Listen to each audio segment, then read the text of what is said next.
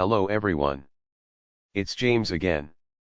And before I start today's special video, I just want to quickly say, all work in this video contains 100% original content of and by myself James Smith, otherwise known as Begood4000, and was uniquely created with NAWMAL software, by myself James Smith. As I purchased commercial rights from NAWMAL to produce my unique and original video with this software. Commentary is uniquely my own thoughts, feelings, and expressions. Now that I have that out of the way, I do hope your day is going way better than fantastic.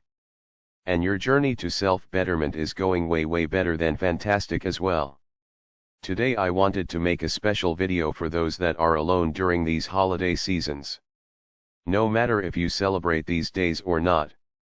A great many that don't have family or close loved ones feel even more alone. They see people at the stores shopping for a special dinner they are going to prepare. And they are inviting people over to their home. Or they are going over to someone else's home to eat. And no matter if these relationships are real and healthy, that isn't something for us to know. But what we do know is, we feel, or a great many of us feel alone. And that's normal as a result. Now I do believe that we have a leg up on many that are going through the changes that have been happening in the world lately. As a few of you have pointed out, it's like we were trained for this. Though we have our bouts of loneliness, we for the most part survive very well considering all that we have been though. Having a limited amount of people in our lives is normal for most of us. Having limited places to go is commonplace for many of us. However, more and more people are finding themselves on the outs of life, so to speak. Where they are sadly in some respects in similar boats we've been in our entire lives. And that's just a show of your strength. Many of us have been dealing with this since we were young kids. We've felt alone. And not just alone, but attacked and mistreated since day one. And here we are adults, still going through it. But we've learned to manage. And manage very well. Some of you have made friends. Good close friends that you love. And that love you back. They have their own lives and families. So for us, it's not the same as having our own family. But we have the tools now to discern and indeed make close friends.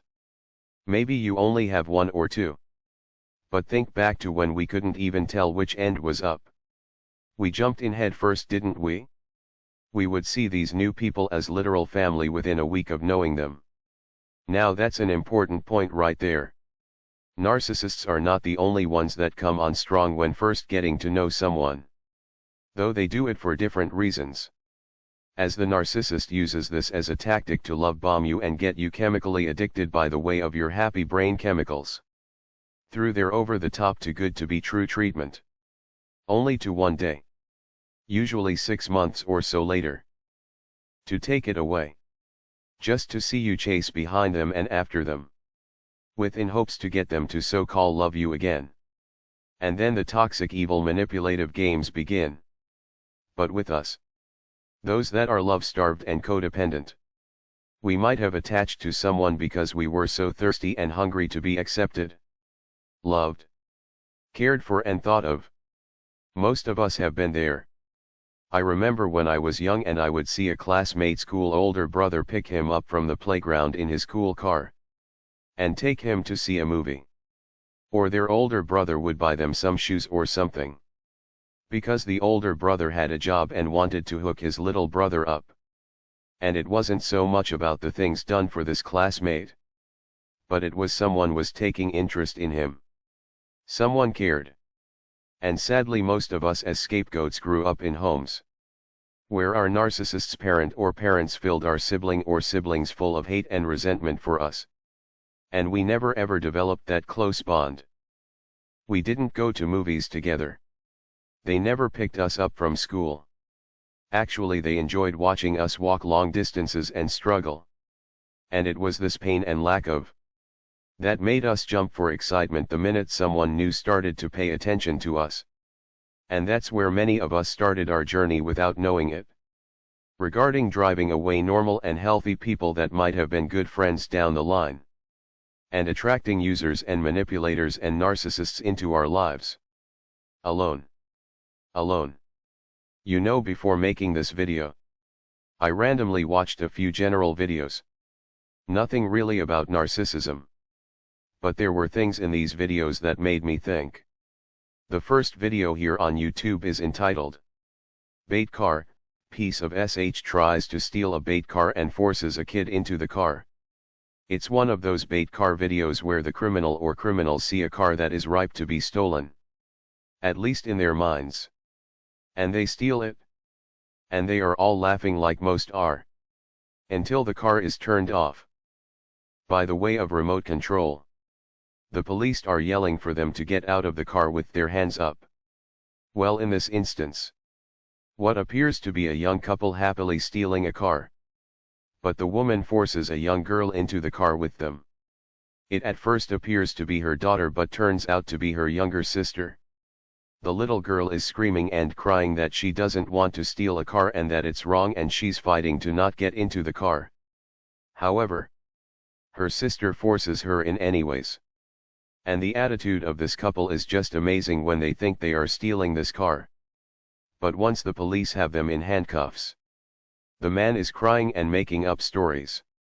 And the woman is being questioned and she basically admits to what happened.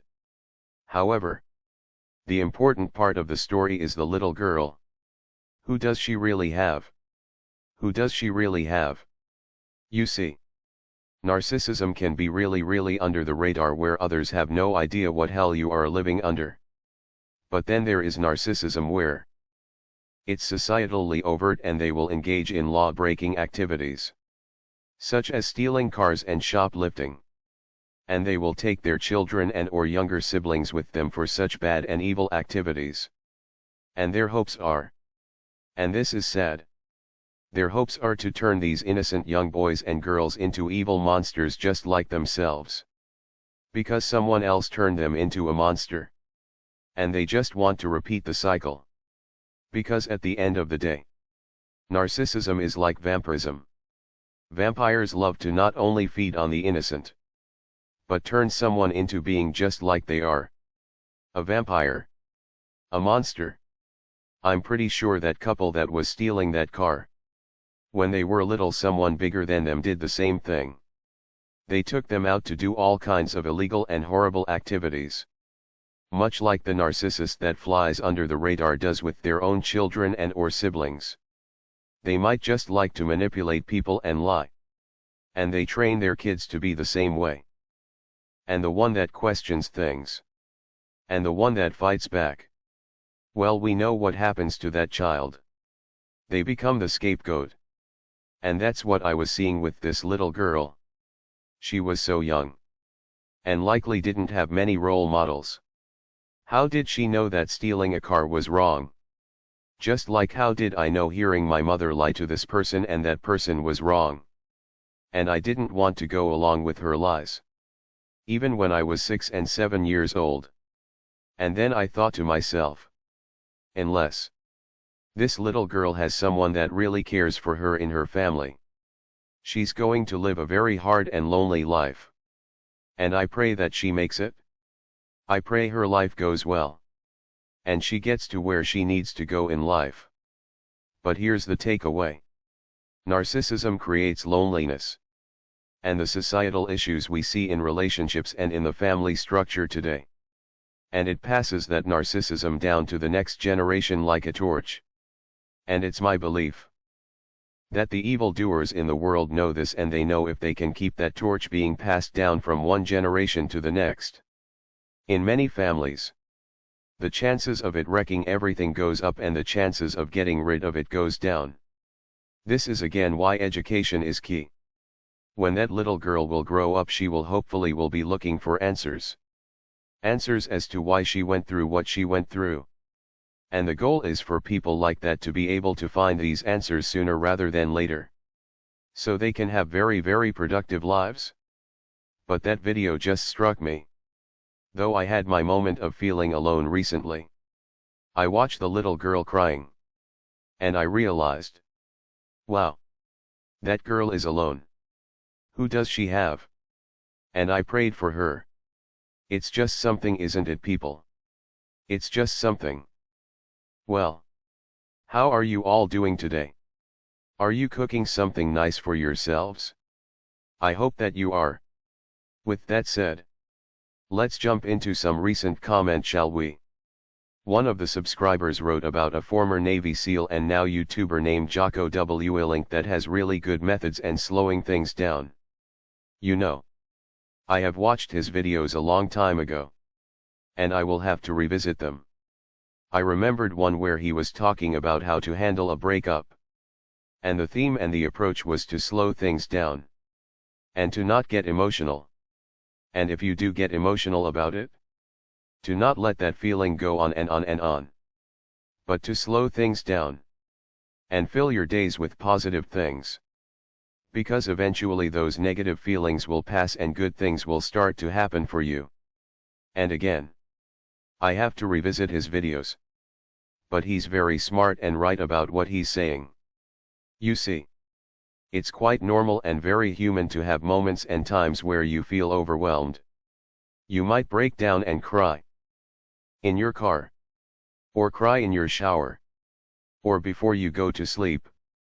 But the goal is to not let that feeling linger. And that's the problem for many. And I've done that as well before. Letting that negative and sad feeling go on and on. This is where another subscriber wrote about putting together a plan. A plan way before that down in the dumps feeling happens. Here's the thing. There's a big difference between someone that has gone through some life ups and downs that has a supportive family. If they are feeling down, they just call their brother, or sister, or mother and father and talk about it. They might meet up for dinner, and talk about their issues. And then turn that serious talk into laughter. So they might not need to plan anything. They have a bad moment. And they make a phone call. But you and I are in a different situation.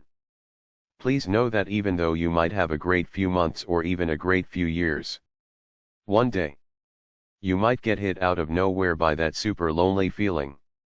Or overwhelmed with the pain regarding what has happened to you your entire life. And it's important to know that day might come and to know the early warning signs and what to do about them. The biggest early warning sign that happens to me is the brain fog that many of us have experienced over the years. It may go from being very manageable to extremely problematic. If you are having a hard time thinking or staying focused, or staying awake when you are getting plenty of sleep, you might be about ready to slip down into a dark, sad place. And for me, I don't think it's healthy to pretend that it's not happening. I think it's good to acknowledge what is happening right away. Because the sooner you acknowledge it, the sooner you can deal with it. Whereas if you try to ignore it and fight through it, you can end up stuck in such a state for weeks if not months. So step 1 is acknowledge what is happening to you. Then pray about it. Talk to God. And talk with yourself about how you feel. About why you are feeling the way you feel. You might have a break like myself. I screamed and cried. I have no family. Extremely loud in my car. But then I talked to myself and understood. I still have good friends. Most that don't know about my situation. And that's okay. And that as a result, I might feel like that from time to time. And that's okay as well. So I gave myself a couple of days to do nothing but pray and sleep and eat and work my normal job. Then I believe the next day after that I still keeping that inner conversation going with myself and God. I got back to my exercise routine and going to the gym. A few cool people in there giving me nods and fist bumps like we do. That alone made me feel amazing. And then I trained my little cartoon body. And it felt so good. All the while speaking to God and to myself. And slowly but surely I came around. I made sure for that week. I was doing nothing but self-care. And it helped and it worked. The goal should be to acknowledge what is happening right away and start the self-care routine. Whatever that looks like to you as soon as possible. Just be able to see what is happening ahead of time. Yup. I'm getting brain fog more than normal. I know what is happening to me. I'm going to get some good sleep. Talk with God. And hit the gym. And possibly interact with more people than normal. Even if they are strangers. Have a good laugh with the clerk at the grocery store if you are comfortable. These are things that can pull us out of our dark place and bring us back into the light of our journey to self-betterment. So thank you for those comments. Very important points were made. Another subscriber stated that narcissists are cowards. That's why they are so sneaky. I can't agree with you more. And this goes back into why covert narcissists are covert narcissists. They want others to get their hands dirty doing their dirty work for them. Meanwhile, the covert narcissists can act like the victim and walk away with their hands so-called clean. But God takes care of them in the end. Pity these people. Because they just didn't have it in them to fight off the desire to rule over others and enjoy their pain. It's sick and it's sad. Another person wrote that it's good to release pain. But just make sure you give yourself extra love. And this is so true. And it ties in with what we've been talking about. Slowing things down. Acknowledge what is going on. And get on with doing things that brings you joy, happiness, and great overall feeling within your mind, body and spirit. So true. Another subscriber wrote, society is being gaslit into hell. I do agree with that. Yes. And it's sad that many can't see it. And I think this is where we have that leg up. And I do feel bad that others can't see through the lens we have. But it's really clear. You can see they say one thing and do another. Give you that rule, but they don't have to live by said rules. They take your money and say it's for this. But they really use it to make themselves rich. And I hear people say, well, I have to pick between the lesser of two evils. And my thought is, no, you don't. There are good people out there that want to do good. But society doesn't give them the shine they deserve. Why? Because narcissists want to keep control over you and you. It's that simple. Another subscriber wrote, I have my moments when I remember the abuse my mother and siblings put me through and I break down and cry too. And to this person, I say, I'm praying for you. But again, this is the common thing that happens to us. Don't be ashamed of it or yourself. It happens to us because it's abnormal to go through what we went through. It's abnormal to not have family and a secure home. Growing up this way really does leave its scars. But we must know we aren't alone. And like was stated before, know when it's happening. And get started to do the right things to keep you on the right path if you can do so.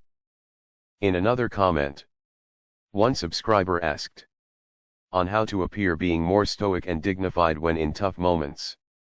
This is very important. And I think why I cried in my car on an empty road at night. You see, growing up like many of us did, narcissistic parents want to create so much pain and pressure in our lives. Because they know it's going to explode at some point in time. No matter if it's their child acting out and doing something bad. Or losing it emotionally and screaming and crying in public. Either way, the narcissist knows this child of theirs is making themselves look unstable and bad by doing so. And the narcissist parent can always spin it as you are a problem child. And if this has ever happened to you, it's a good thing to work on and get out of the habit of behaving this way. Because one thing I've come to understand. Society doesn't care about your pain or my pain. And when I say that, it's not to mean that you don't care about my pain. And I don't care about your pain. Because we do. We want to help one another and pray that person gets back on track. But society as a whole, they don't care and they will see those that lose it as someone that is weak-minded and unstable. And that's why stoicism and being dignified is a good thing. A while back I actually stumbled upon some videos with favorite quotes by this ancient world figure and that ancient world figure. And some of them had to do with Stoicism. And this ties into slowing things down. Don't be in reaction mode. Don't think before you speak. Take your time to process information. And you can practice this with meaningless conversations. Let others have the floor and talk. And just listen. And only say words that have substance to them. But don't over-explain yourself. Again, another problem for those of us that grew up in such a home. Always needing to prove to our narcissist parent or parents this or that. And always needing to explain or over-explain ourselves. Stoicism helps with that. And don't confuse that with being an introvert. And if you are one, that's okay. However, if you have ever heard someone say they are a combination of being an introvert and extrovert, I think what they are trying to say is they like people. And they love interacting with people. But they have a stoic side to them. They will at times just sit back and listen. And not react. And this not reacting will allow you to keep your dignity as a person. Because that's the thing right there. There have been times where I said, I'm glad I didn't say that thing I was going to say yesterday. Based on new information. Or I'm glad I didn't do that thing over there as well. Based on new information. Reacting too fast to others' words and actions can make you look like a fool. And when you are made to look like a fool, depression can quickly follow. And based on our situation, that's the last thing you want to happen. You don't want to be in a slump, unable to get out of bed because of something you said or did 2 months ago. So be slow to react. Take your time. Think. Think about what is said and what has been done. Walk away if need be. Make a polite excuse and walk away. No need to engage. And in some cases, and this might seem like a gaslight, just pretend that such a thing never even happened. However, you might make small adjustments here and there in your life to avoid such a situation in the future. Or to be around such a person in the future. Stoicism. I want to read more about it and talk more about it later on in upcoming videos. Great topic that relates to our situation. Moving on to more comments. You know, there were some really nice comments regarding the struggles I had with my channel a couple of years ago. Yes. Sadly, YouTube had some problems and many legit and decent channels had problems. Many of you fought really hard for me and my channel. And I thank you all for that. Then, as I mentioned, my subscriber count appeared to be frozen. And as many have mentioned, there are some that around that same time, when they hit that 40,000 subscriber mark, they appeared to be slowed down or possibly even throttled. But as another subscriber has mentioned, be consistent. And they are right. And that's what I'm trying to do here. Because the hope is to get the channel to push through whatever slowing down is happening. And through consistency to get another burst where it's naturally growing like it was allowed to grow before. So more people can have access to this information. I remember years ago, myself, Ollie, and a few others, we in a humble way were saying, you know, I can possibly do this for my living. YouTube was doing well at that time. There were a few censorship issues that popped up here and there. But our channels were growing and things were going well. And we were seeing it as a way to actually be able to full-time do what it is we love and what it is we have a talent for. And that's helping people. In our own unique way. And though it was hurtful that a roadblock was put in the way of all that, we must continue on. I must continue on. Someone asked about personal coaching. Well, you never know what the future holds. But my goal originally was to get this channel to do really well. And to go back to school and to be able to become a therapist where I live and help people one-on-one that grew up like you and I. That dream got pushed back a bit there. But who knows? God has the right plan.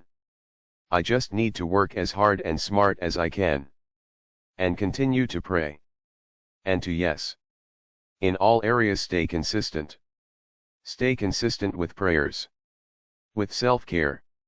And with providing content on YouTube to make sure their system understands this channel and the videos within are worthy of recommendation. And that brings me to another comment. Where someone mentioned that sometimes because of financial issues, they have a hard time changing things or getting past things at the moment that are happening in their lives. Which ties in with what we were just talking about. There were many YouTubers here with great channels, using their talents to really help people, and to make a difference. They were noticing their channels growing, and they were making a little bit of money, and they could see the road ahead of doing way better. And they began to plan. Once I get over that mountain, I'm going to do this, that and the other. I'm going to go back to school since I will have the money. Or I will see about doing this. Or doing that. But just like narcissism, it always shows up right on time or off time, if that makes sense. The good Les Brown talks about such things. About how we are always battling problems. Or managing them to one degree or another. And as soon as things are going well, life slaps us with another problem. And though this person didn't grow up like we did, or that person didn't grow up like we did, they still have problems. You might not see their problems, but trust and believe they have them. But that's why I'm all about. If you enjoy a channel, support, comment, interact, and help push it to the next level. Because with that push, good is coming about. And that person might be able to do other things that won't be just a help to creating more content, but at the end of the day helping others. I put out this content to remind myself of what road I need to be on in life. And I put out this content to help others not live the struggles that I have lived. And so they can know they aren't alone. And they are valued and they can make it in life. And the love, kindness, and help, yes, help that I've received back is heartwarming and truly touching. I know I'm not alone. And you are not alone either. And while making this video, a good friend of mine that apparently isn't doing much today wants to meet up. How about that? We aren't alone, people. I care about you. I thank you. And we will continue to fight for the best lives we can have. It will be a tough fight. But we are tough. And we can make it. Iron sharpens iron. Well, I think this is a great place to stop. Stay healthy. Be happy. And take care. With that said, I do hope your day is blessed. And until next time. Bye for now. And be good to yourself.